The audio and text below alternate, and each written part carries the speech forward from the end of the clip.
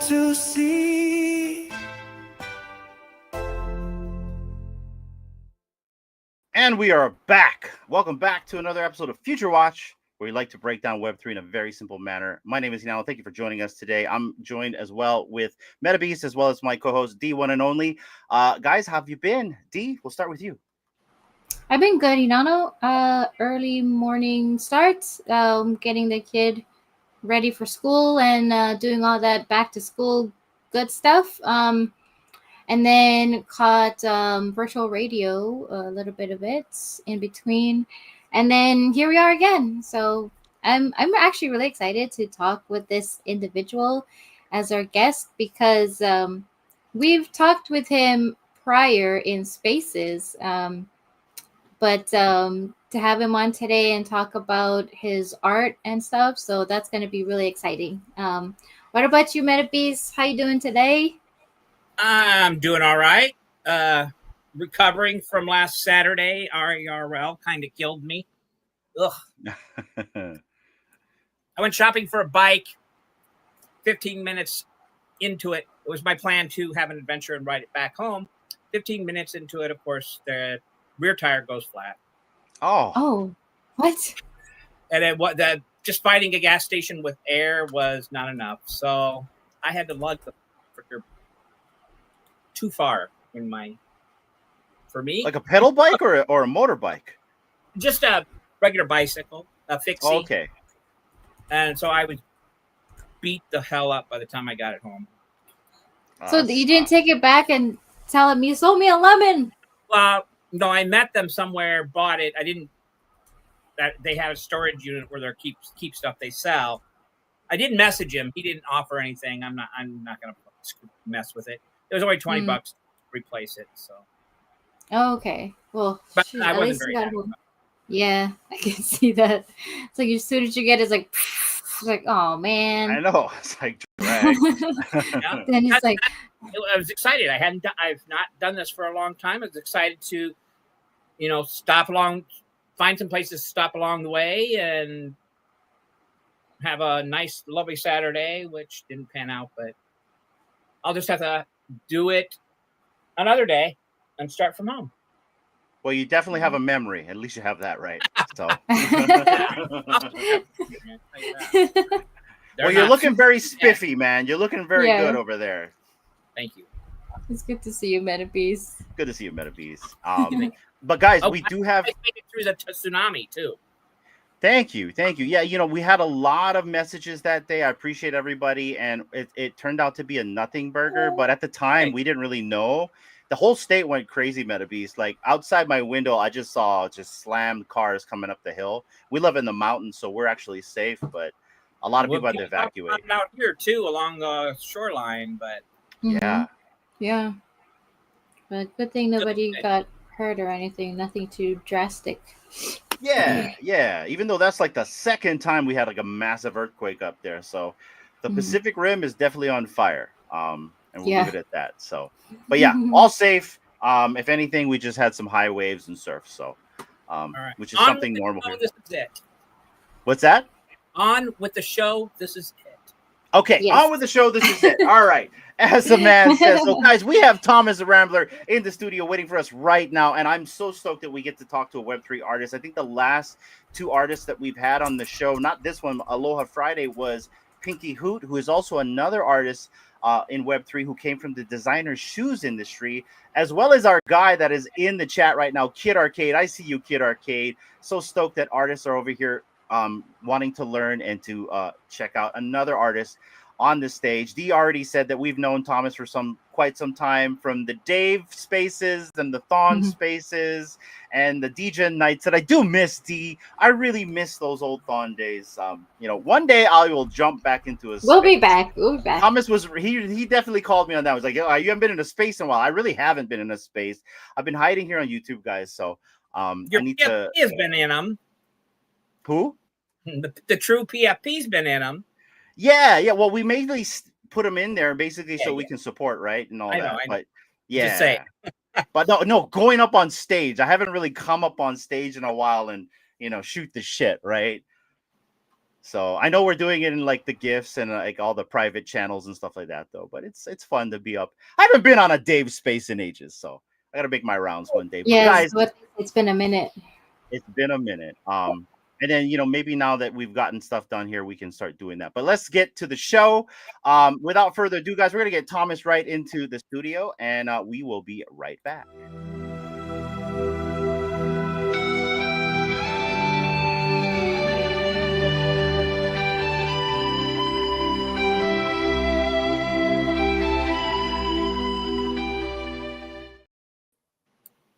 Ladies and gentlemen, Thomas the Rambler. What is up, Thomas? Good to see you, my friend.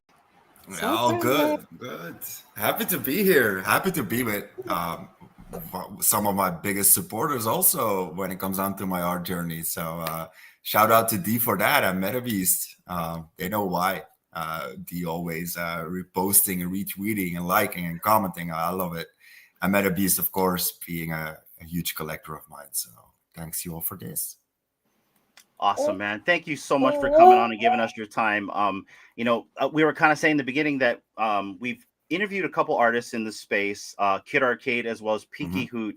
And we've had this conversation in the back channels prior to the live where I really believe that we have some tailwind in our sales here, and we're about to pretty much start moving in this crypto environment. And I think it's really good for the creator economy. And I'm so stoked that you get to talk to us about that creator economy, because it's my understanding that you came from your real life job to do this. And so we kind of want to know your journey. So kind of give us a backstory on how you came to be, what you used to do, and how you found this space. Okay. I've been a youth counselor I was a youth counselor for over 14, 15 years, I think. But a few years ago, this is a very long story, very short. When I was 30, so I'm 37 now, I was smoking a lot of cannabis, and I did some psychosis because of that. Some people have the easy trigger in their head to be very vulnerable for that. So it took a few years before they actually figured out it was that. Had every examination at the office, at the hospital that was possible. And then I think 2 years later, they said like, hey, we really think you did psychosis. So they did some tests and a brain test and stuff like that. And they could actually see the damage that was done.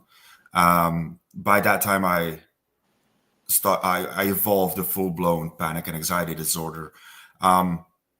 Difference between a disorder and just quote unquote, because I'm never going to say it's just that, panic attacks and an anxiety attack is that I did around 20-25 on a regular day panic attacks and anxiety attacks. And on top days, it was just from the moment I woke up until I went to sleep, I was just completely and that anxiety level on a balanced scale. So I started having behavior therapy for that because I refused to take medication. And it was actually through behavior therapy that they said like, hey, you need to find something to get your mind off things. I kept working. I never took a day off from work at that time. So that didn't also help. I should have taken a few months to recover. But hey, I didn't want to. So behavior therapy, and then they said like, hey, you know what about art? Are you interested in art? And I've always been a very big art enthusiast, and modern design and stuff like that. So I said like, okay, let's try art. I've never been an artist. I never made a lot of drawings and stuff, except when I was a kid or something like that. But the goal was, because at that point I only went to work or I was sitting at home. So I didn't go to bars for years because that wasn't just my place anymore. It triggered me a lot of, there were a lot of things going on around my head when I was in public places. So that those were very large triggers. So what happens is that they said, you know what, we want to get you to go outside the house. So we're not going to pinpoint you to a canvas or a static place where you just stay again inside your house. We don't want that. We want you to go outside. So they said like, hey, what about drawing on a tablet? because it was a very effective part for a lot of people in their therapy. So I was like, okay, you know what? I'll buy myself a tablet and we'll see where we get. And I started drawing, and because I was looking up a lot of things online, I came across NFTs. It was like, what are NFTs? And of course, that was around 2022. It was just after the whole hype, because I'm always late for everything in my life. So it was after the big hype. And I think I even have to say that maybe I'm exactly 3 years in. I should check my X profile, but I think I'm exactly this month in August 3 years in Web3. So Cool. I didn't have an X profile or anything, so I had to create everything to get on X to learn more about NFTs. And I met some people on Twitter that were into NFTs. Started hanging out with them, started going to spaces, and the first artworks I created were very basic, and you can actually still find them. They're on Nifty Gateway. At that time, Nifty Gateway was trying, because we had the whole bear market crashing down on NFTs, and they opened up to artists being self-publishing artists. And I published my first artworks on Nifty Gateway, and I was blown away, because in this first 2 or 3 months on Nifty Gateway, I did over 7K sales. And what I started to do was drop artwork every single day, which completely destroyed, because I didn't have a clue what I was doing. I really didn't have a clue. I created an artwork and sold open edition. I sold 69 editions of that artwork at like $15 a piece. And you see that money coming in, and you're like, whoa, let's mint more and more and more, which was not a good plan to do, which you learn later on. And then I went through communities, met a lot of people from the Object community, went to Object, and on Object, I met Ms. Gex. Ms. Gex was one of my anonymous, because I didn't know who she was, collectors on Object. And I hanged out with Sam and Avinro and stuff. They were still close friends of mine. And that's how I stumbled to Gex in a space. And then I followed Gex to other spaces where she was hanging out. And that's how I met the Vivi family. And I never left since. I just kept staying there because it was such a welcoming place to be. Because for me, as an artist, if you stick around in artist spaces, it's always about art. It's always about everybody shilling their art. It's always about everybody running after the same collectors, running through the new marketplaces, running through the new chains, the hype chains. And I think finding the Vivi family, and then with Dave and everybody I met along the way through that, and Jay East and stuff, it really gave me a peace of mind within Web3. And it became more of like, I'm having fun hanging out there and having fun with everybody. And it opened a lot of opportunities for me. It's because of Ms. Gags and the Vivi family and Jay that I met Suye, and that I had the opportunity to bring artworks of mine to the Suye gallery. And like, the Vivi community changed my life in a lot of ways. And then meeting Viper, and then meeting banker community, and like, it's been the best place for me to be. So yeah, long story short, that's how I end up here on my couch in a YouTube interview. Your couch. I love that, man. I'm literally in my seat that's failing right now. But yeah, I'm just on my couch. I just couldn't be bothered to sit at a desk. I ran away from my job after 12 years to not sit on a desk anymore. I'm not sitting at a desk anymore. It's a principal issue. You know, I really want that issue because I'm like halfway out the door. I really want to get away from my desk jockey job. But, you know, I want to relate when you were talking about anxiety. So a lot of people don't realize, my wife probably doesn't even know this. I suffered from anxiety. I believe it was the year 2003. I pretty much locked myself up in a room for like a year. I never went to the beach. I never did anything. I went to work. I came home.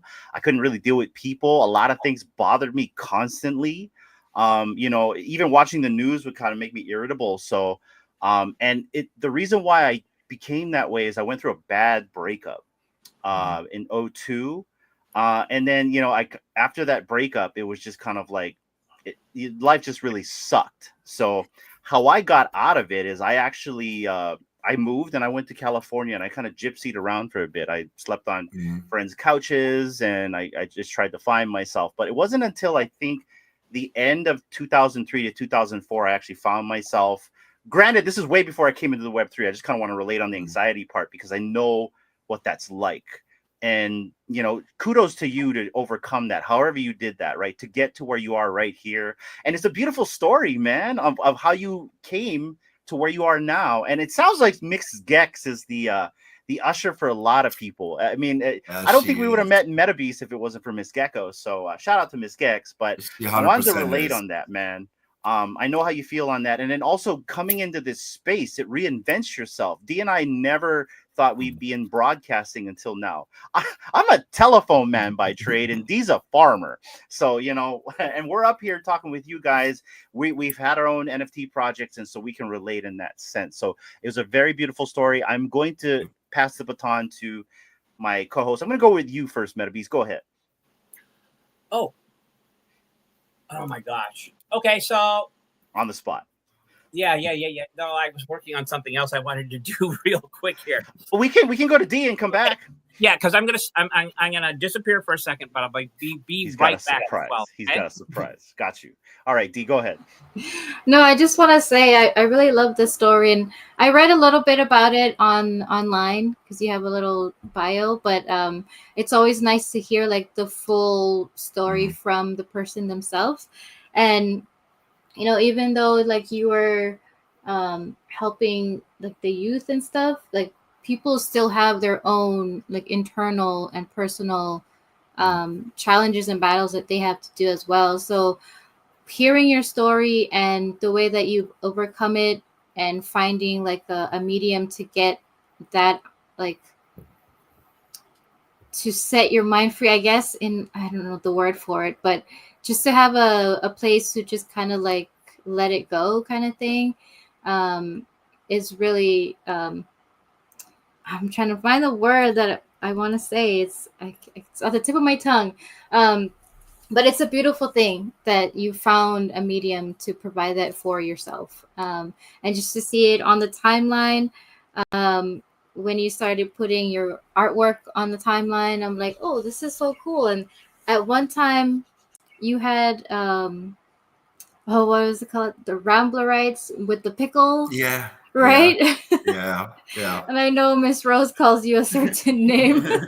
Yeah, she calls me Pickle Boy. You can say the name. I think most people who are following the stream right now do know that Miss Rose calls me Pickle Boy. And it became to the point where I wear it as a badge of honor that Miss Rose has a nickname for me. So what was that the whole thought process behind the pickle, the NFT, the pickle? Oh, that was just because of the Pickle Boy. That was just it was basically because Ms. Rose kept just saying it and wanted to have some fun with it. So because I do try to take art and everything I do somewhat not serious. I know I'm very bad at social media. I'm very bad at posting and shilling myself, just because I don't take it too serious, and also because of every artist has this the imposter syndrome. Like every art you see, you'll always find better than what you yourself create. I think I people keep saying it to me. You need to be more arrogant when it comes down to your art, and just be more like, I'm the best at it. Unfortunately, and then there's definitely some truth in that. A lot of artists who make it are the ones who do believe that what they create is the best thing out there. So a lot of things, the more confident you are about it, and the more confident. But I do believe it starts really to grow, just because, and your network of people around you are very important with that. Yeah. The weirdest thing is, and that my biggest supporters and the people who encourage me most are the people within Web3. Because a lot of people IRL, you feel that kind of envy towards what you're trying to do, towards the steps you take to do it. And yeah, the Web3 people helped me to get over that imposter syndrome. And that's also something I wouldn't find within the artist community within Web3. Because a lot of people have that imposter syndrome and you're stuck at that. And they keep talking about, oh, did you see that artist selling their art now? And that blah, blah, blah, blah, blah. Where within the community, where right now it's more like, yo, everybody has his own thing that they do. And a lot of people do so many different things. Like the spectrum of you guys host these shows, and then you have people doing the Twitter spaces and focusing on that. You have people, like, everybody has his own thing, where the biggest strength in that is that we want everybody to succeed, because we're not in each other's game. We're not trying to bump each other's head. We can actually add to it. You guys can ask me to come to the interview. I can share about what you guys are doing. So it's so much more freeing when you find a community of people like that. No, I agree. The 100%. networking aspect on this has been very phenomenal, very opportunistic. But the best part of it is we've made a lot of good friends in this space. Yeah. And that's the one thing I love about it, because when you make a lot of good friends, you know, they better you. You know what I mean? They encourage you. They inspire you. And so my next question is, what inspires your art? Because your art is so beautiful and it's a specific style. When I look at a Rambl3r art, I know it's your art. Yep. You know what I mean? Like a good example is the ATC symbol, right? The logo. Yeah. I know you made that because it's got you all over it. So kind of give us your give us your inspiration on your art, my friend. So I mean, we discussed this in the just before the interview. So there's back channels. Yeah. So Web3, my X profile is the only one where I'm so open about it. Like, it's Thomas the Rambler, because there's two sides of me. That's something that I needed to do also during the behavior therapy, because I've changed a lot because of what happened. I'm definitely not the same person anymore. And the biggest problem was I wanted to keep going back to that person I was. And the only moment that the therapy really started working is the moment I realized that I can't go back to the person I was. I'm somebody else now. I'm just a different person completely. I did psychosis. I was in bed 3 years in a row every single night, thinking I was going to die because I had panic attacks. So you're not the same person anymore. And I embraced the person who I was, but that person has two sides. I have Thomas, who's the naive, romantic believer in all good, and still believes that humanity is going to be great and that we're going to overcome every single negative thing in the world. And then you have Rambl3r, and Rambl3r is definitely the person who wants to see the world burn. It was like, we're done. The only option that we have as humanity is we burn everything down and we start over. We burn every system down. We just destroy everything and we start over. So that's where the two styles come from. You have Rambl3r, who's that very gritty, a lot of dark. My color palette for Rambl3r is, like you see, is red, dark red, gray, black. There's some blue in that and some yellow, but normally it's a pop color that just pops out of it. And it's that very street style, rebel kind of vibe that it gives. And the ideas for Rambl3r very much come from against society, against established order, but also memories, and which is also with the Thomas style, which also helps. But the style I create in very much depends on my mindset. So I've been creating as Rambl3r now for over 8 months, and 3, 4, 5 weeks ago, I've started feeling a shift where I had the need to start drawing in the more Thomas style, the more illustrative, with a bit more color. And yeah, it really depends. My two styles depend on the mood I am. Because the Rambler mood can draw me down very hard and fast, and it's a very easy mood to be in for a very long time. Because it's basically a shield against everything that's society, against all other people. It's where I don't give a fuck about anybody else. I'm just sarcastic as fuck, and I don't give a shit. It's the mood where I have to go to when Thomas has been way too excited and had too much setbacks. Because I've always said Rambler is the neutral one, although I call it the devious one, but it's the zero line. Rambler doesn't go up, Rambler doesn't go down, and Thomas is the one that goes very up, but also very, very down. And when I feel I'm going very down, I need to go to Rambler. You need an anchor. Yeah, that's when Rambler takes over. The moment I know that I'm getting lost in my head and I'm starting to spiral out of control, that's when I go to Rambler, and then I stay there for a few months minimum, just to get everything back in order. So what you're showing now is my website that has one-of-one fine art prints, all A2 size, comes with certificates. So those are physicals. If you buy one or if you buy a piece, you can also ask for the NFT, which Metabeast did. The art piece he has on his background is a physical one he bought, and then he received the NFT for it, also in the Symbols of Strain collection. And then there's the Getting Too Close collection. Normally, if you should, that's object. That's also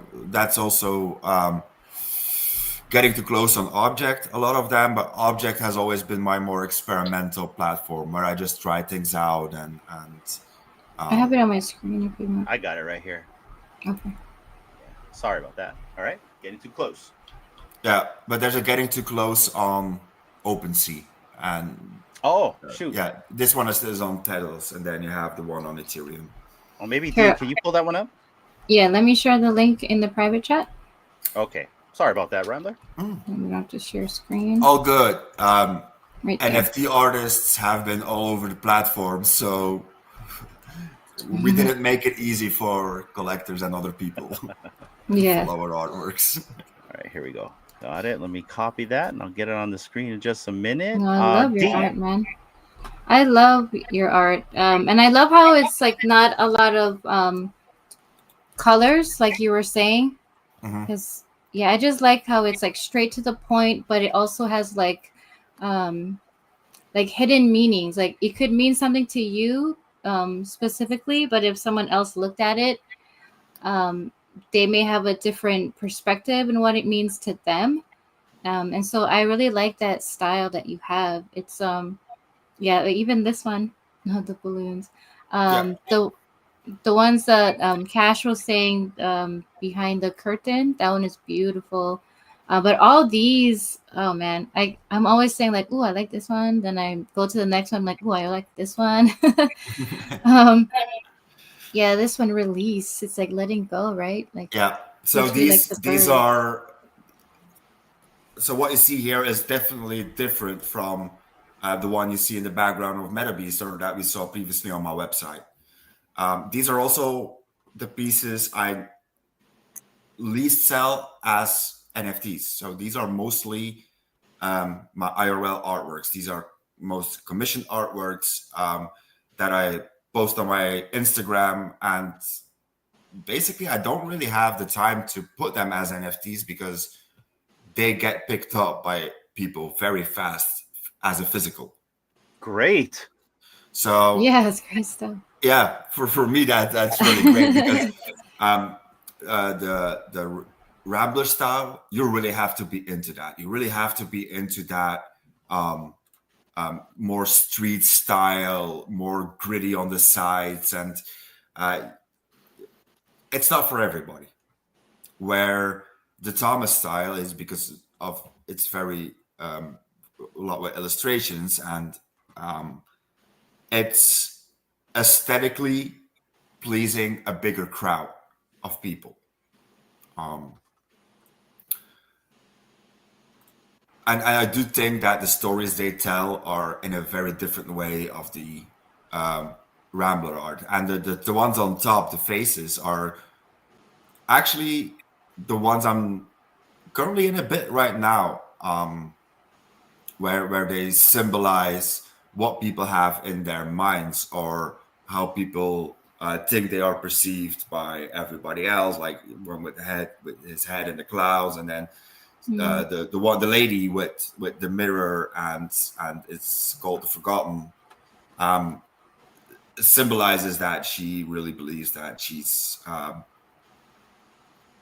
has been forgotten by people, but Lost. for other people, that she's been lost, and for other people, it really portrays thinking about people who are no longer with us. So I give a description for the artworks. I rather would not give a description. Because I know a lot of people think, oh, but that's easy. You don't give a description and we have to set our own minds to it. But that for me is actually the point of art. Yeah. But we live in a society where people don't always want to buy the art for the art itself. They want to buy the art for the story of the artists, which really fits into the narrative of the what I consider to be the arty farty. It's so nice to talk about the artist and the pain he's went through, and whatever he creates comes from that, and he wants to say this with it or that with it, and I'm always like, no, what do you think it says? What does it make you feel? That should be the point of art. Same with music. What does that song make you feel? Doesn't always have to be a message from the artists. I find it very much more fulfilling that somebody buys an artwork because it reminds them of their grandmother that's no longer with them, or that or they gives get them inspired. What makes them sit down, look at it, and make them feel and make them think. And I think it's much more valuable, because I also believe that at that point you can let people take a moment to reflect on their life and reflect on their feelings. And I think that should always be one of the biggest goals and aspiring things from art, that they make you stand still for a second and reflect not only on your life, but also about the people who are no longer with you or are still with you or that you disconnected with, and memories that comes up and make you feel happy again, or make you feel sad again, or make you dream. And I think that's so much more valuable for me as an artist than just feeding you like, I created this because I had this and this and that in my life. No, everybody has shit in their life. So use my art to reflect on that, to make it relive a happy moment, or make you feel sad about a sad moment, because feeling sad is what makes us humans. It's those emotions. Because I love what you said about the heartbreak and the breakup you experience. Everybody experienced something like that. And I always say, like, a breakup, I hate breakups.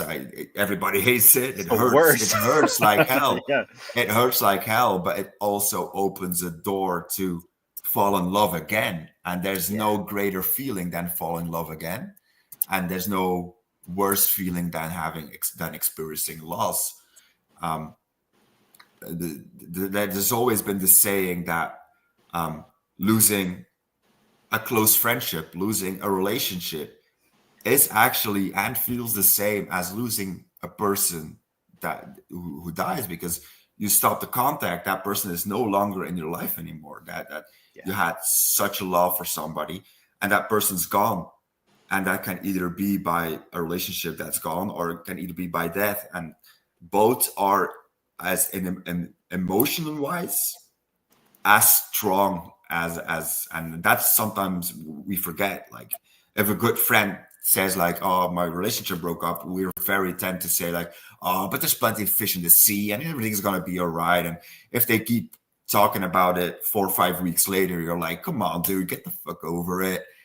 Like, imagine if somebody tells that their mom or their dad or somebody that they truly love died, their best friend dies, and 4 or 5 weeks later you say to them like, hey dude, we're 5 weeks in, get over that. Like, you got pictures, yeah, you wouldn't. Nobody would say that.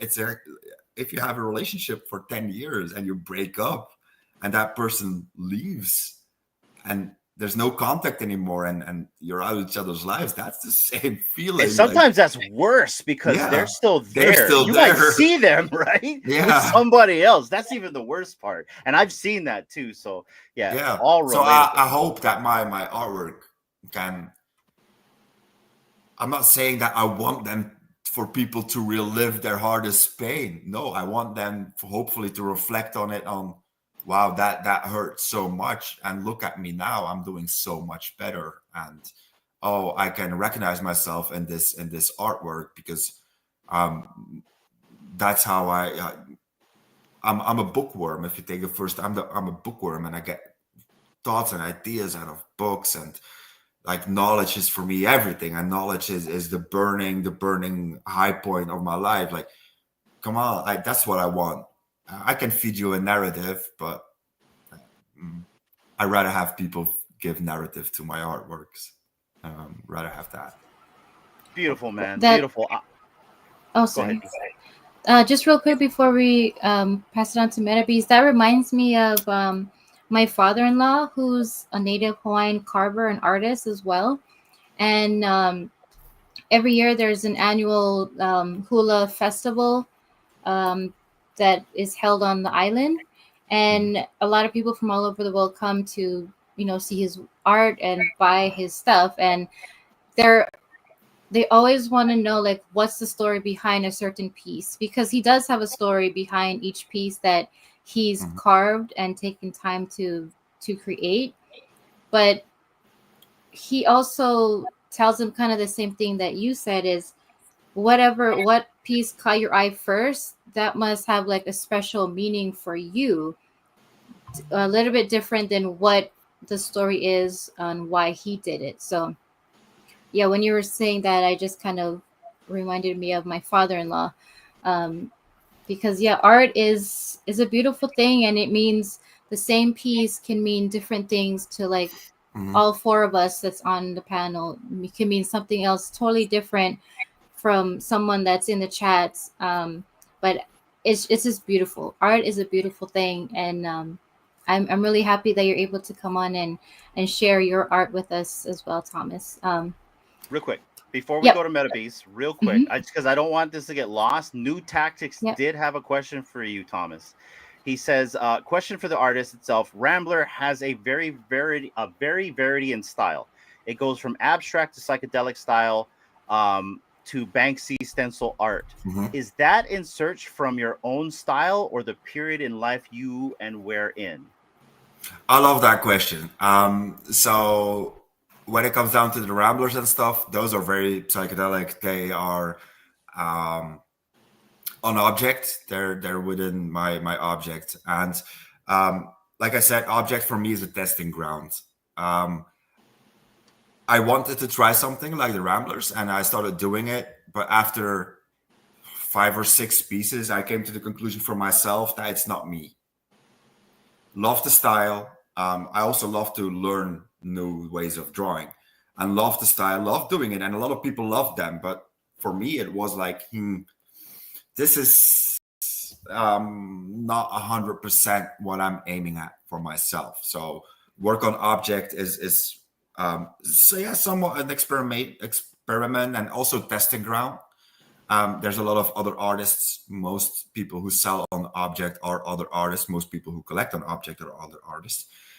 So you can really feel out like, hey, how do people stand towards that? And that was at a period of time where I was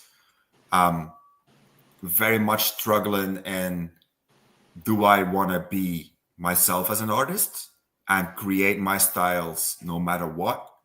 Or am I trying to find something that will just sell well? And I'm always honest about that, because that's part of that exploration journey that you have as an artist. And I came back from it and I was like, hey, you know what? No, this is not it. I want to go back to what I did before. And that's the stencil street style, which is very Banksy, which aligns with the style that Banksy does, because Banksy is a street stencil artist. He's that big, that great, and that good that people immediately see that type of art and say, oh, it's Banksy style, which is not really 100% correct. He became such a big artist with his style that the style itself became synonym for him as an artist, while a lot of people use that stencil art style. There's a lot of great artists creating in that same Banksy style.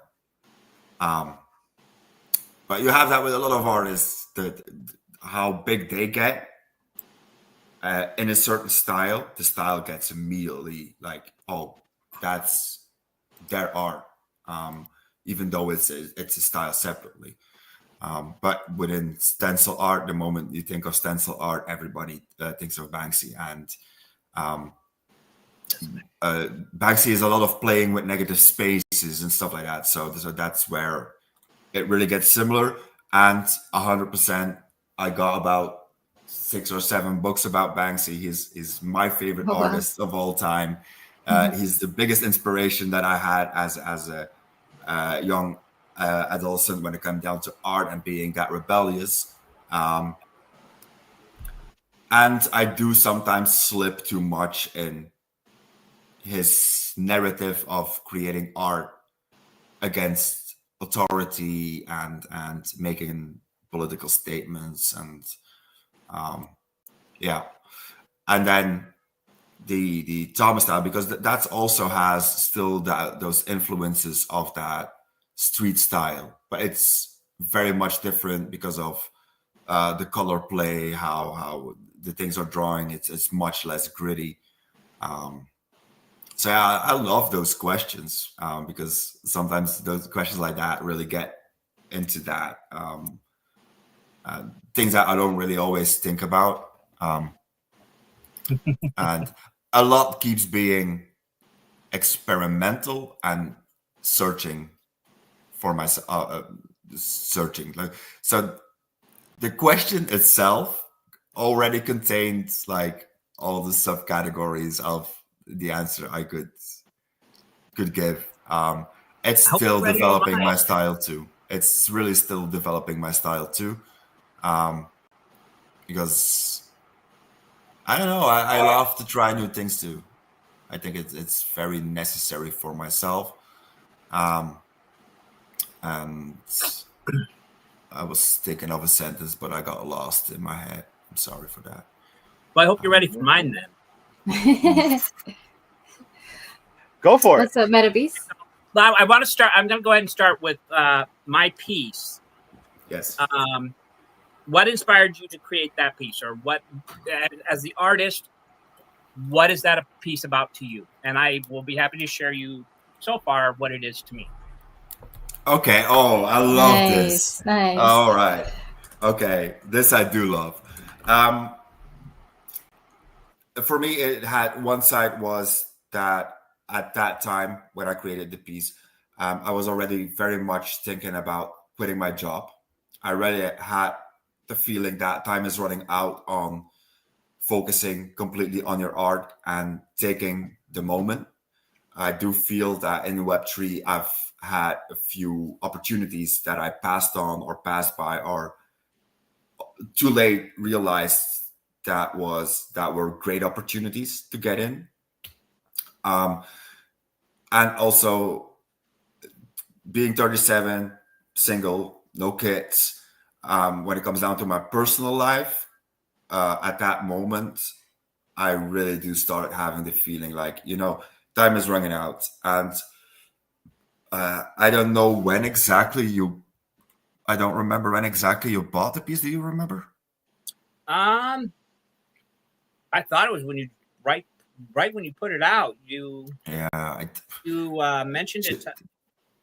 I think it was around February, March. I think something like that. Yeah, that sounds right. This particular one right here. Does it show you? Probably check the history. The mint was later. I can check when you bought it from the website. The mint was definitely later than that because. Oh yeah. I received the original, the physical, a while before I got that one. So. Yeah. I'm checking. Maybe trying to check the order. But you sounded right. You don't have, no big deal. Carry on. I think that was around. I created that piece. So you bought it at the beginning of May, and I created the piece itself around December. So when I actually quit my job a month before.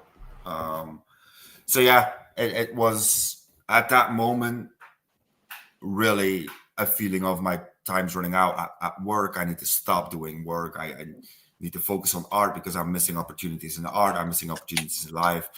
But also I had met a girl back then, and that then went through, and it was really like, I want to move. I'm still renting. Like for me, it was time's running out on a lot of levels in my life.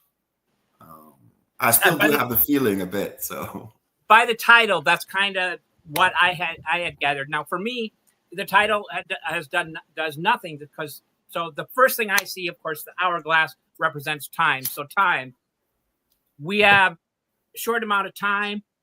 Time is flowing, and as you see beneath the hourglass, the cracks or whatever you would like to call them, I'm calling them lines or veins, that represent the things that we do in our life have effects. You don't actually necessarily see what they are, but it's obviously has an effect on what's below it. That's kind of where I am at. I have not taken the time to give it a thorough art connoisseur look, and gaze at it for several minutes. But that was kind of my instant view and take on that when I love how you give meaning to the cracks underneath it, because first of all, for me, the most important with that is that I had to play with the negative space and get that dark thing to ground the art piece a bit itself. And for me, it was more like when it's actually the cracks of the weight of the sand slowing down, getting more, and until the ground breaks, until it's done. When it disappears in the sand is. And I saw too, because you can tell the base is kind of starting to sink. So I love how you I love it. Thank you. This okay, so next question. Yes. This will be kind of a fun one. So a few years ago, out of the blue, I was asked by somebody if I wanted to help co-host a art event that was being held in Decentraland that ran Wednesdays and Fridays. Wednesdays, it was about wearables artists and what they created. On Fridays, it was NFT art. And I was very excited. And I really wanted to make sure I was always at least bringing something kind of unique and different. So I tried to come up with these great questions. And This was one I asked the very first night, and I liked it. I'm going to ask you this. So it requires just a little imagination on your part. You're an artist. Shouldn't be a stretch, right? So No. Hopefully. No pressure. Hey, don't expose me like this. You did there. Okay, I'm sure you won't be. So Vincent Van Gogh has joined us on stage. You have an opportunity to ask him or say to him anything you would like. What would that be? You can ask him a question, or I can ask Van Gogh any question. Any question, or you can tell him something too. Don't cut off your ear, dude. It really. I was gonna say that. Keep the ear. It really didn't make you any beautiful, and you were not the most beautiful guy in the world already. That's much better. What I really want to ask him is, how did it feel for him as an artist at that time to actually give your art to the guy at the counter in the bakery to get yourself a loaf of bread, knowing that in years from now your art will be worth millions?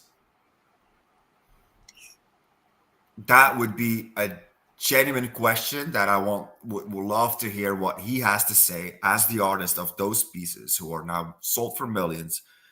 He had to survive his daily life by giving away his creations to get a loaf of bread. That's something I really would want to know. What an answer. Yeah. Okay, so next question. Your mistakes that you make along the way on your pieces. Do you try to hide them? Do you own up to them? Do you expose them? Or do you let them rot and fester? I'll always be honest about them. If I would hide my mistakes, I wouldn't put a link to my old work on Nifty Gateway, which was under Valish, which was the first name I used. It was Valish is a character I created in my head as a kid in a fantasy world, because I'm a big fan of fantasy books. And going from Valish to Thomas, from Thomas to being Rambl3r, and then being Thomas the Rambl3r, it's something I've never hide from anybody. There's been other mistakes when I came into Web3, like a lot of people, where you think that you want to make an early fast grab. So I did collections. I even tried playing around with AI because it all seemed so simple. People were just like, hey, just start creating. Like, I've tried so much, and I made a lot of mistakes, and I learned a lot about it. Like, if you try to come in Web3 and you just want to make a quick grab, people will notice that. Yeah. And people will just not support it, and will just not support you. And that's where I learned hey, be you. Be fucking you. The artworks as the psychedelic ones, because I was in Web3 then for over a year. I wanted to drop them under an alias so people wouldn't know it was me. Like, you try so many things, but the weird thing is that within days of start doing something like that, it rubs you the wrong way. Not because of other people, not because of other people figuring it out. No, it rubs you as an artist the wrong way. Like, no, this is not what I want to do. Because what I do tell a lot of people say, oh, artists, IRL world, it's a hard world. If you think that being an artist in the IRL world is a hard job, B1 in Web3. B1 in Web3. It's be one of those 5,000 artists for 100 collectors. Be one of them.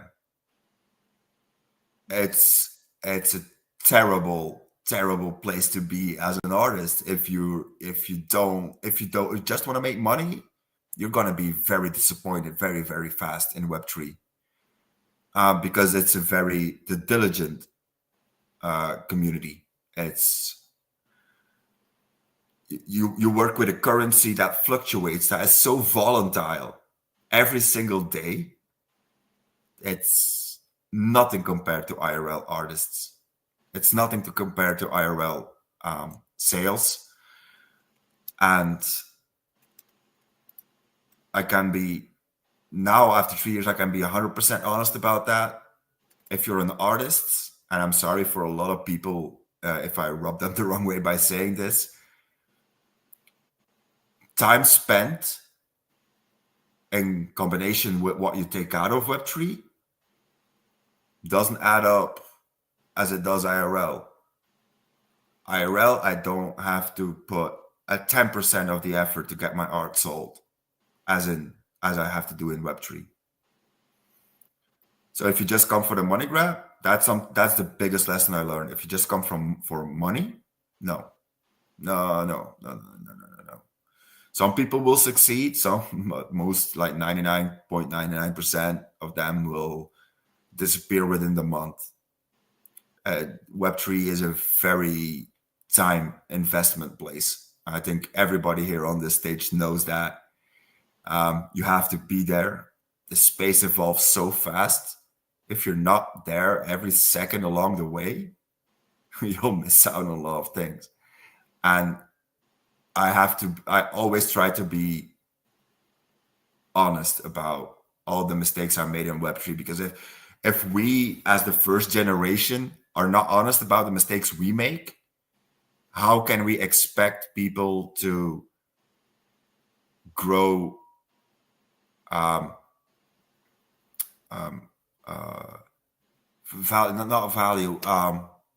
trust in what Web3 is, what people try to do in Web3? By being honest about mistakes we make, we separate ourselves from the scammers.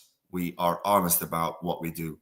And by showing mistakes and something like we're trying to figure out, because we're still trying to figure out Web3, by showing our mistakes, I do believe that we build general trust in the whole ecosystem. So yeah. Okay, I have more questions for you. And during these last two questions, people and the listeners, listen up. There is a giveaway happening today. I think it's maybe one of the first ones we've done on Future Watch. Yeah. Hashtag support artists. Hashtag support artists. And I am giving away one of his, it's called Glare Horn, from the Childhood Rebels collection. I don't know if you guys are able to pop that one up. I put the link in there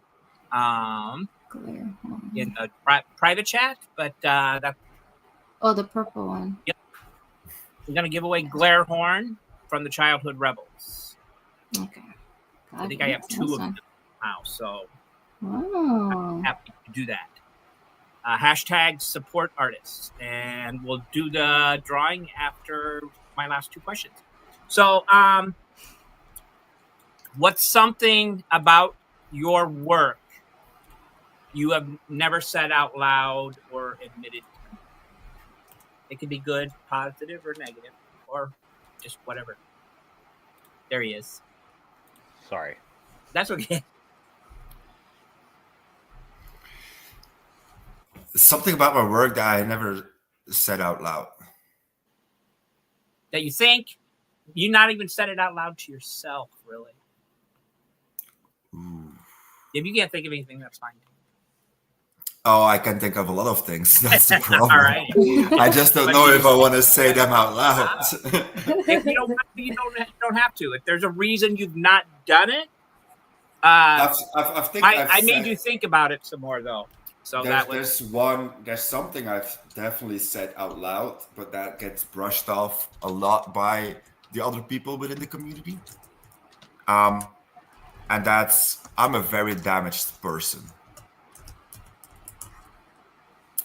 And it's always said like, hey, you know, the guys we hang out with and the people we hang out with in spaces, and it's all like, okay, like, well, I do believe, and I 100% know that on a lot of, in a lot of ways, I'm a very, very damaged person.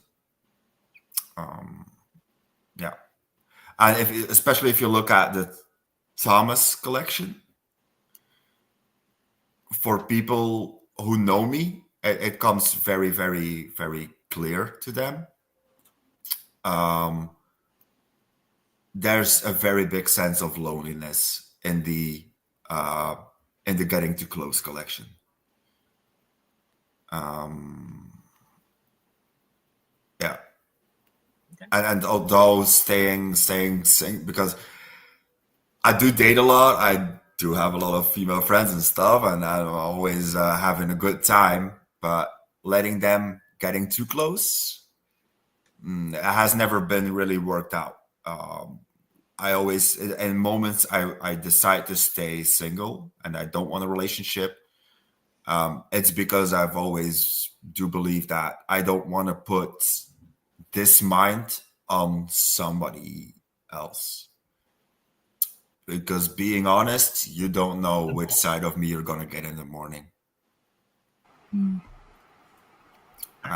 I think that's very...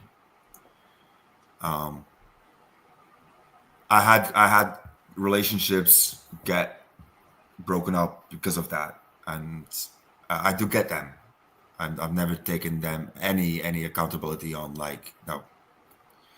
I know it's not always a good place to be in. So yeah.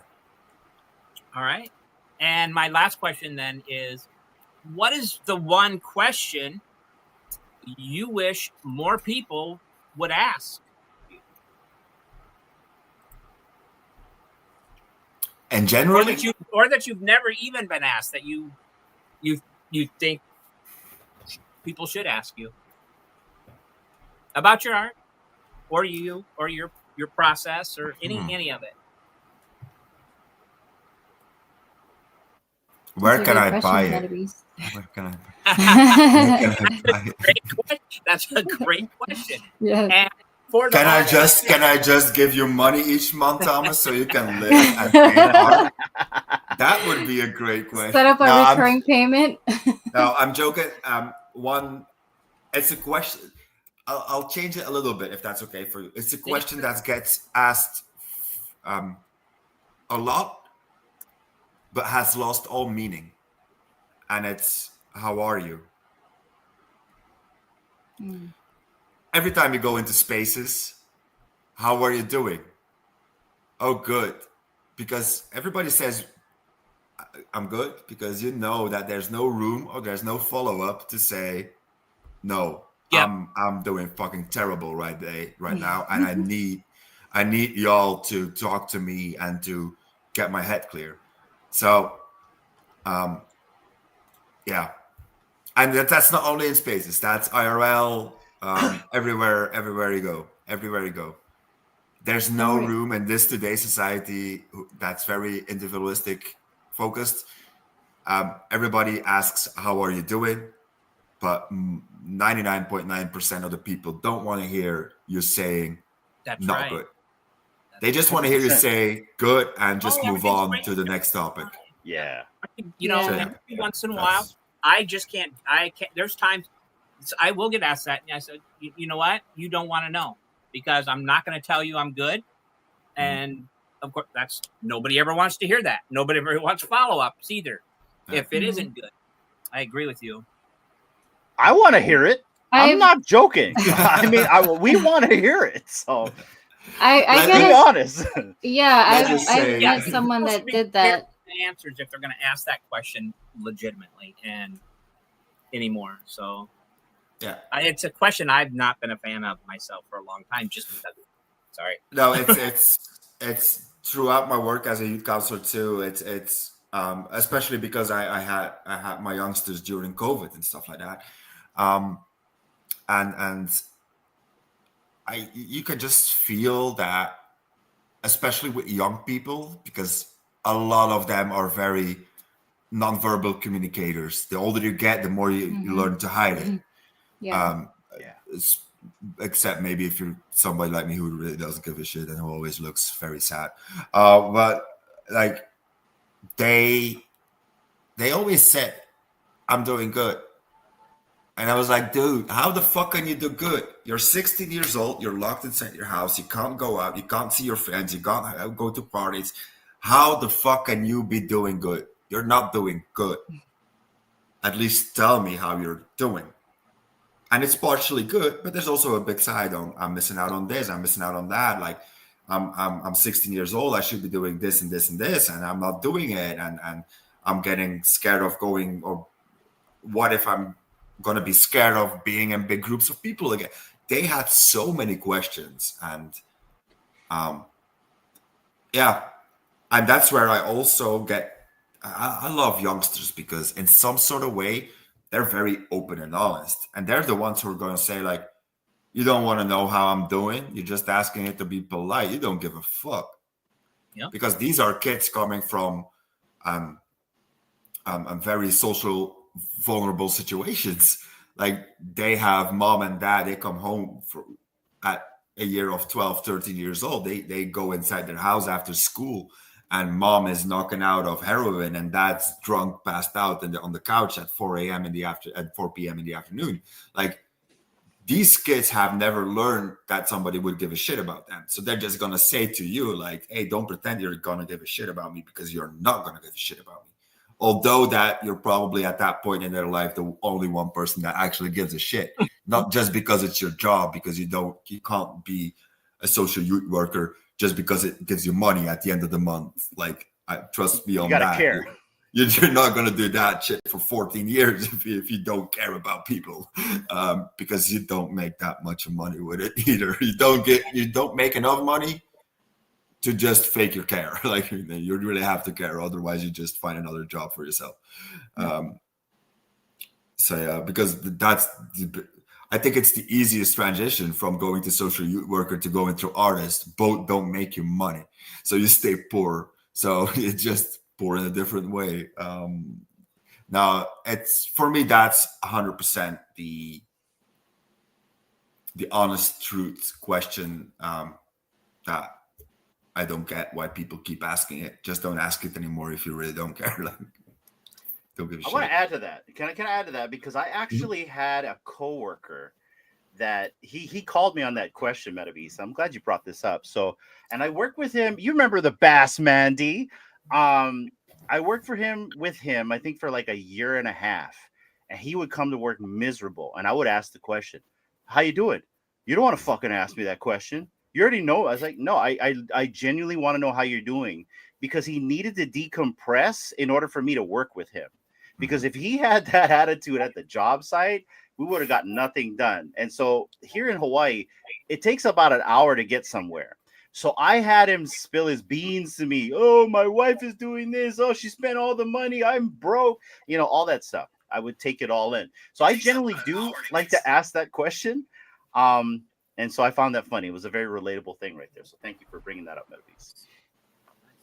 Yeah, and then from my experience, like I worked at a grocery store, and I was a cashier, and I think I told this story before, but there was this guy, this older gentleman. He was so grouchy. Well, that's what his persona was. He was always such a grouch. He came and he bought 2 things every time he came in my line, and I would ask him all the time, like, "How are you today?" And his answer was like, "Do you really want to know?" Yeah. And I'm like, "I actually do." And I'm probably like the only person in this store that gives a shit. But Yeah. I mean, I didn't tell him that part, but everyone kind of knew him as like the grouchy old man that buys his 2 items and then leaves. And he was just grouchy with everyone. And so each time he would come in my line, I see him standing, waiting, and I'm like, I ask him again, like, how's your day today? And he'll same thing. And like he would do it so much times. Like he eventually, when I asked him this one time, like, how are you today, Mr. Blah blah blah, and he's like, I'm good. I'm like, yes. Like I got through to this guy. Like Finally. he thought, yeah, his grouchiness was gonna be like, screw you. I'm not gonna ask you. But each time he would come, I would ask him over and over, and eventually I got to his. So I was He like, probably waited until he actually had a good day. Yeah. Yeah. Wonderful. only But- took him 7 years, but hey, Right? at least But- it was there. yeah, I feel like the same thing too. Like if you genuinely don't really care to hear the person that you're asking the question to, like, don't ask it, because that's just then it doesn't mean anything. You know, I don't know. That's just me. So supposedly, we're on a whole new topic. That's being polite or the whatever way is asking somebody how their day is, which to me is turning out not to be the polite way, because it's just is it expected, or is it just what is it now? I guess It's like default. It's a right? default Default. response. A lot of people like post, they'll say that. And that's not it's not genuine. It's not. I don't. Yeah, that's my whole opinion. Well, Metabeast, if it ever came from our mouths, we genuinely want to know how you were doing. Even you, Thomas. You know what I mean? So just know that we want to know what's going on. Even if you're having a bad day, tell us. The truth. If it's not an actual, it's good. Every once in a while, I will come out and you'll know it. Not every time, but there are times where I'll just do it because. Yeah. And it's good. I want people to genuinely let it off their chest, just so they can say, okay, I told you. You know what I mean? Maybe we can relate. Maybe we won't say shit, but at least you're able to say it, right? So, and we genuinely wanted to hear it. So, but I get it. For me, you can see it in two ways. If I'm in a Twitter space and I'm not on the speaker panel, I'm either sleeping or having a very bad day. That's the only two options. I'm either just sleeping or I'm having a very bad day. Otherwise, I'll be on that speaker panel. So for me, that's and I try to look out for it. Like people who I normally see a lot on speaker panels and who are first to like, wait, I've seen you in 3 spaces now and you haven't been on any speaker panel. Something's wrong. I need to contact you. I need to send you a DM about that. Yeah. Ask them how they're doing. No, I'm kidding. Hey, friend, how are you today? I'm not doing good. I don't give a shit, dude. Yeah. We're going to make you do good. No. Wow, I didn't expect a follow-up on that. Try to be nice. Yeah, that actually happened in real life. Someone got asked, how are you? And the person said, well, not good. And the person that asked it, genuinely didn't know what to say. Because they weren't used to not good. It was always, I'm good. How are you?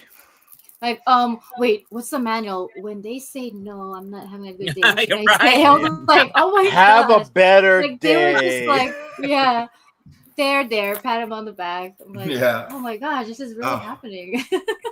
Wait, I really got a response to the question? No. I don't know what to do now. Yes. How do we move forward past this? You're breaking social structure.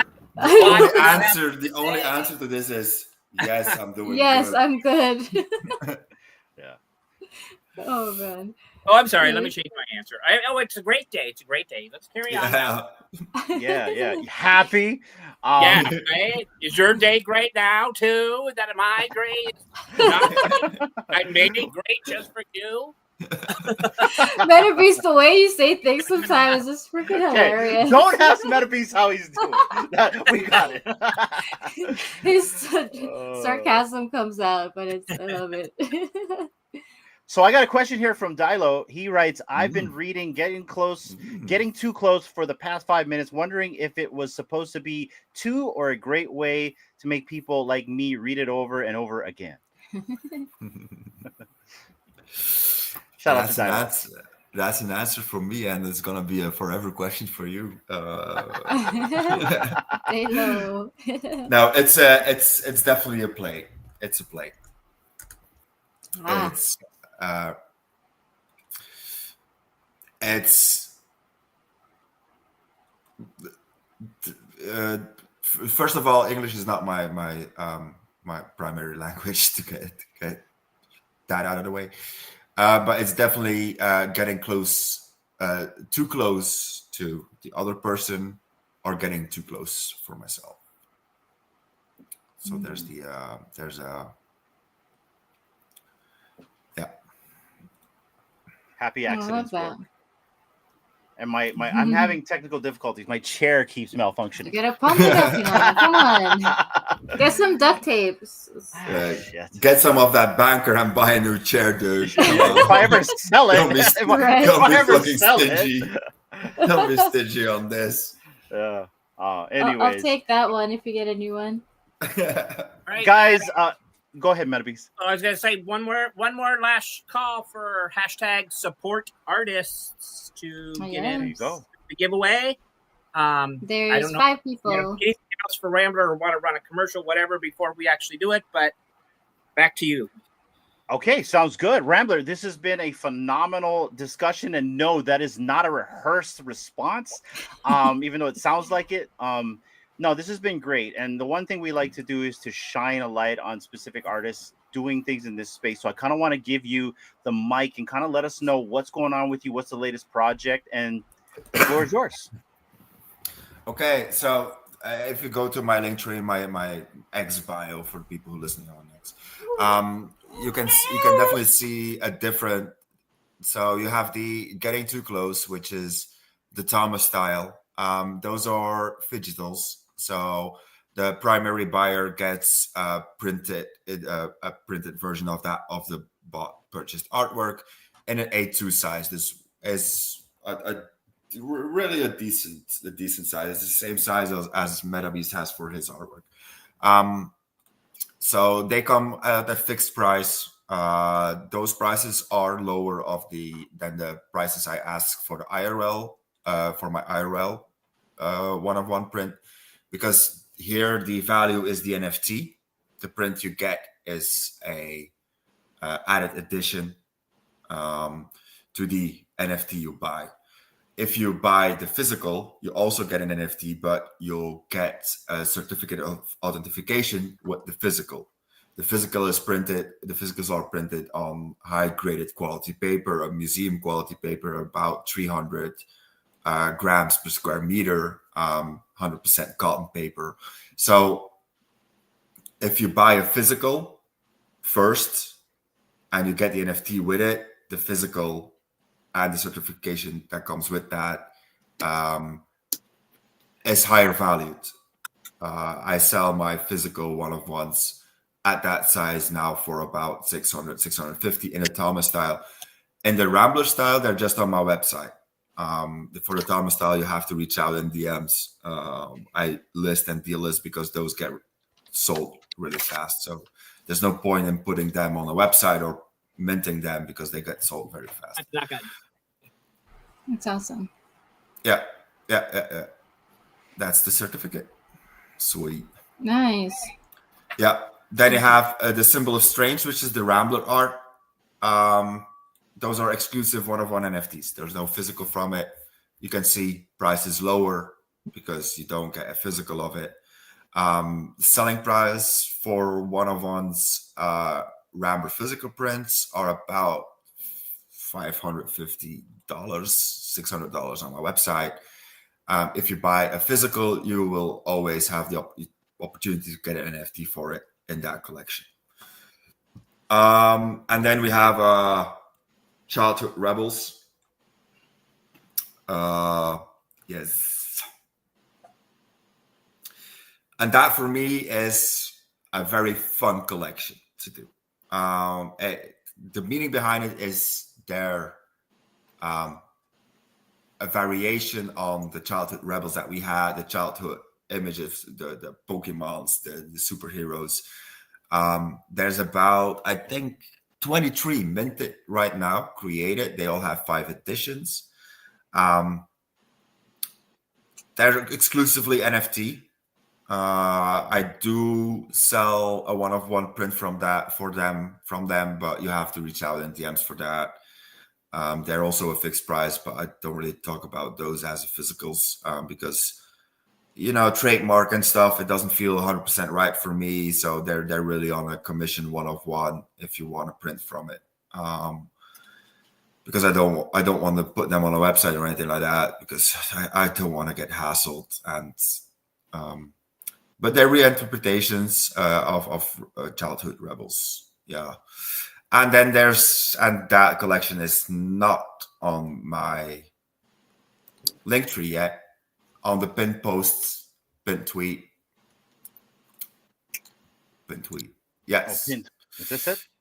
Yes. Okay. That's the third piece in edition collection on base and Thomas style NFT exclusive.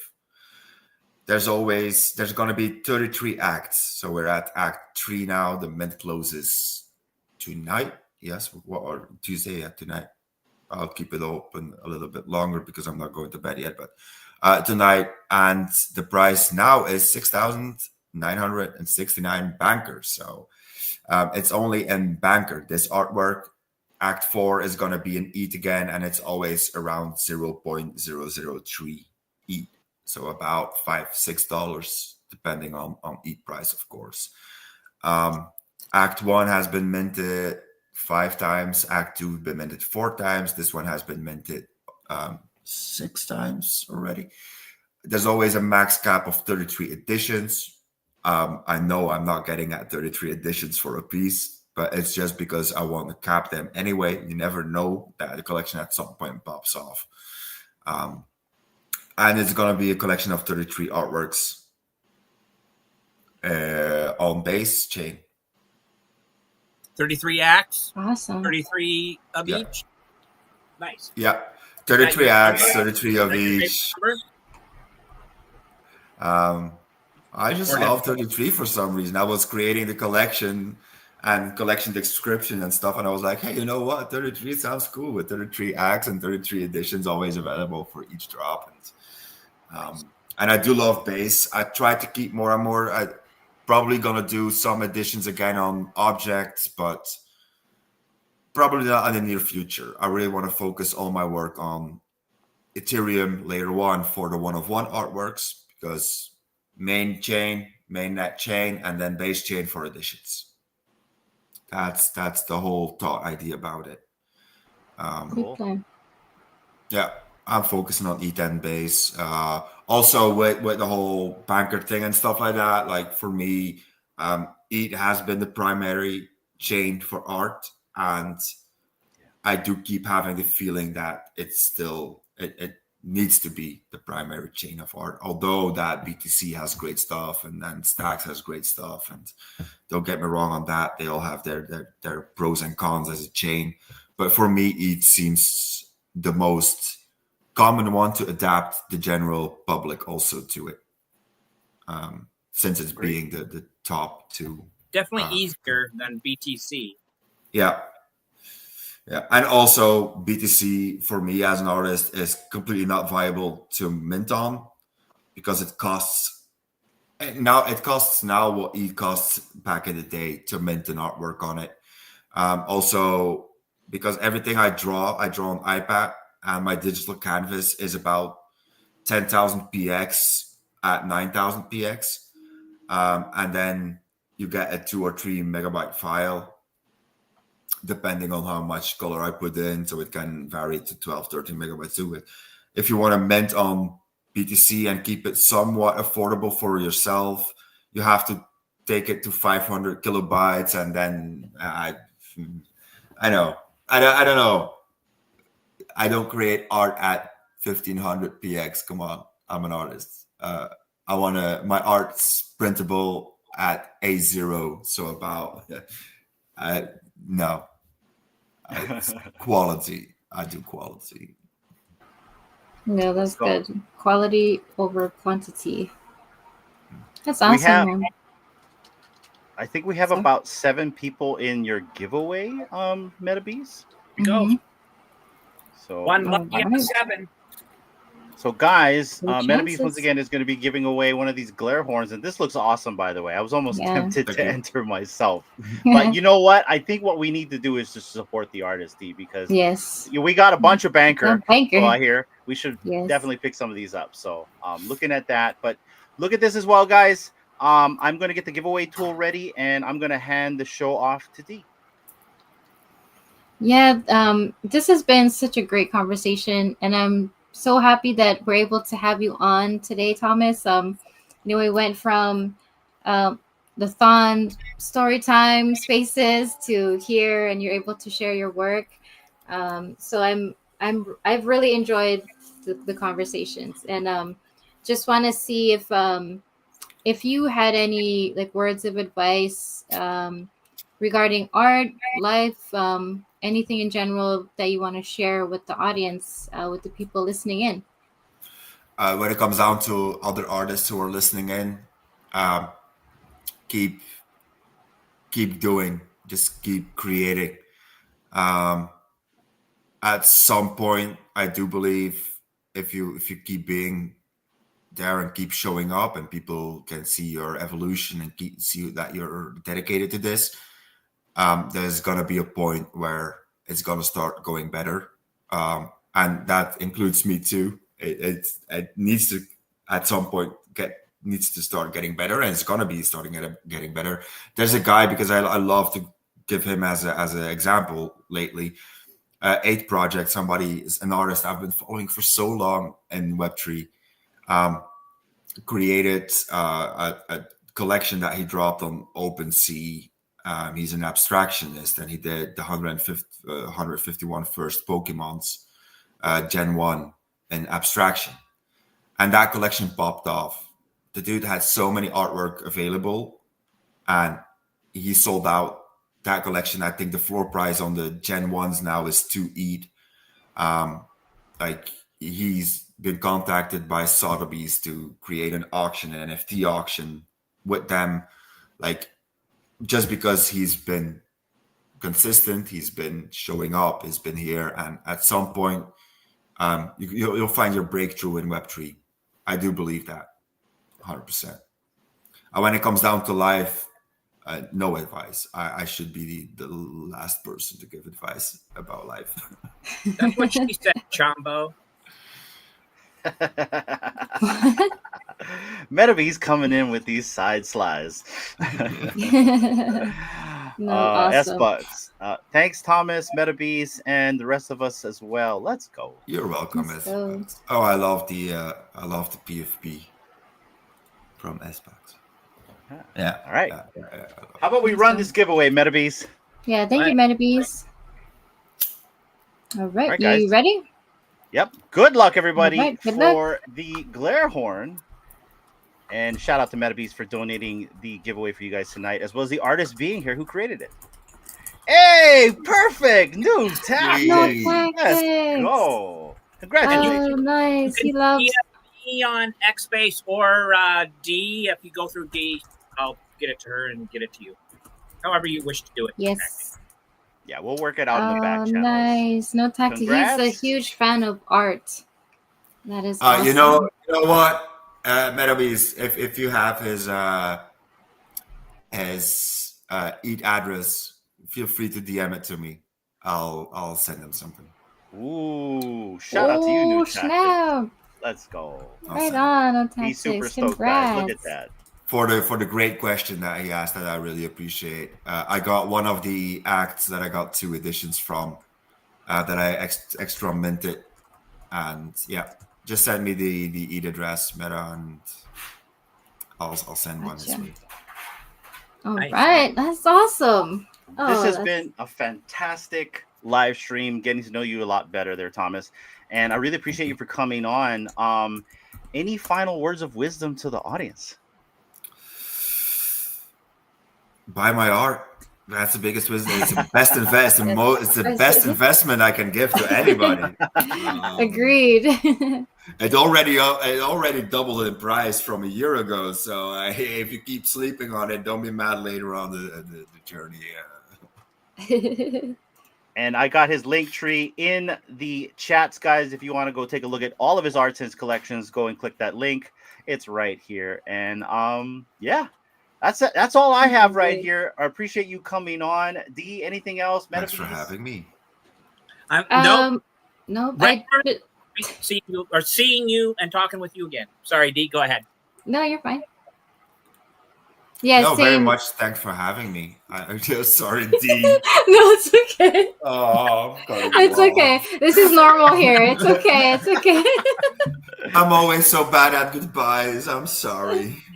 It's see you later. There's no goodbyes here. Oh, see yes, you later. yes, definitely. Jumbo is laughing. Yeah, this has been great. Once again, thank you, Thomas, for coming on. And I appreciate the conversations. Metabeast, always nice to to have you on as well. Oh my goodness. Yeah, this has been fun. Hinano, any final words from you? No, this has been great. Like I said, we love having artists come on. I think we're going to be doing an artist roundtable soon. So we'd love to have you come back on and maybe collaborate with other artists in the Web3 space.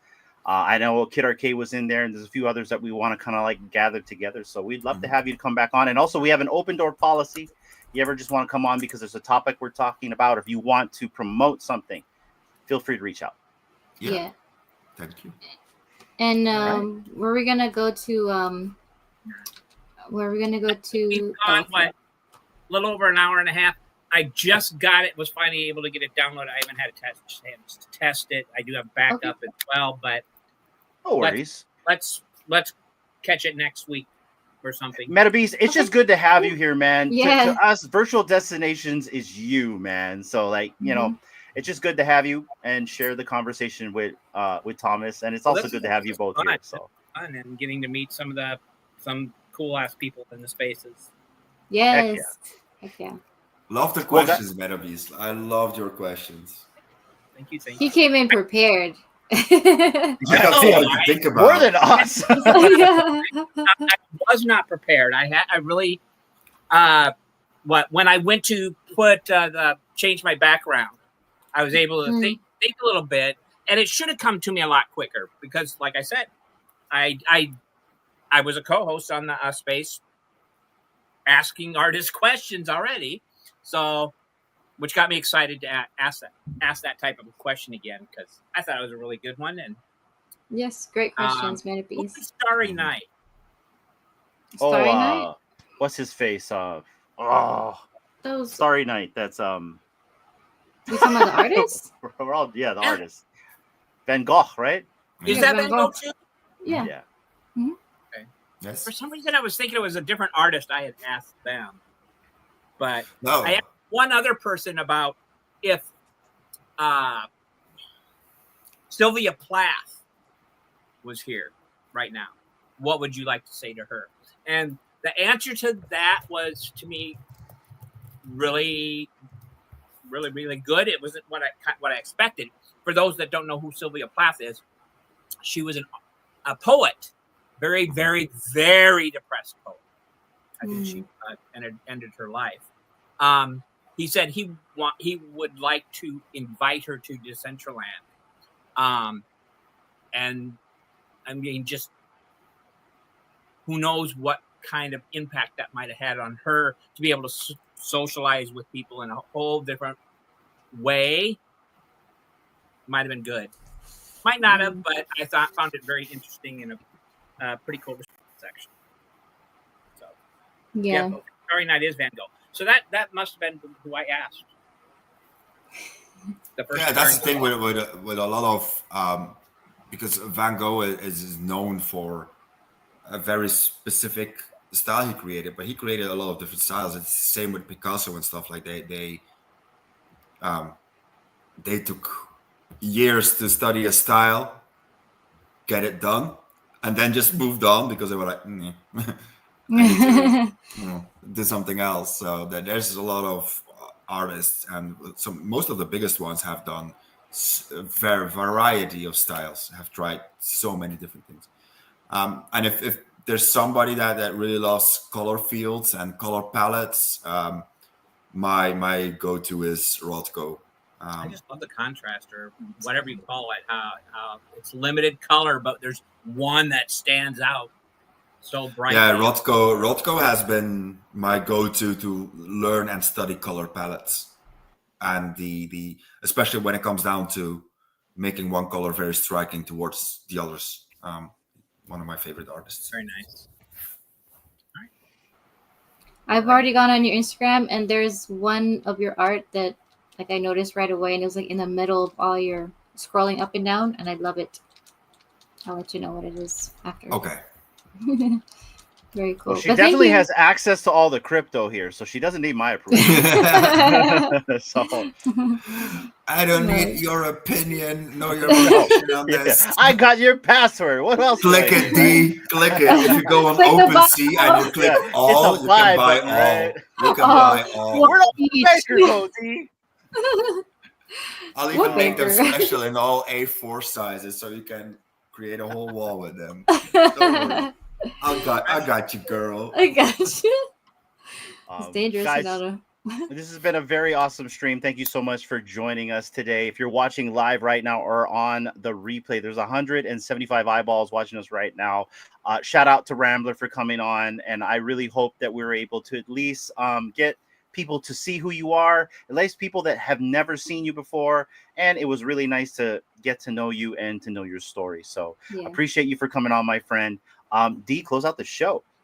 Yeah, thank you for your time. I know it's very early in the morning for you now. So it's DJ hour. I'm good. DJ hour. So we maybe see you in a space right after this then. Probably. But yeah, thank you so much for your time coming on. Always appreciate you, Metabeast and Hinano. Awesome co-host to be alongside. And just appreciate the people that's listening and watching, always supporting as well. And glad we're able to shed some light on you, Thomas, and your artwork. And hopefully more people go and learn more about it and support you as well. And yeah, like Hinano said, let us know if there's anything we can help you promote your stuff and get it out there. Because it's beautiful same work. For you guys, if you're looking for other artists, give me a shout out, and I'll definitely send some good ones your way. Awesome. Yeah, we'd love to. We love to talk too much over here, so yes, we would love to have them. I got some very close friends in Web3 who are very good artists. So always cool. Feel free if you're in need of an artist, just hit me up. Yes, we welcome everybody. So you let me know when you get a chance. We'll connect. Awesome.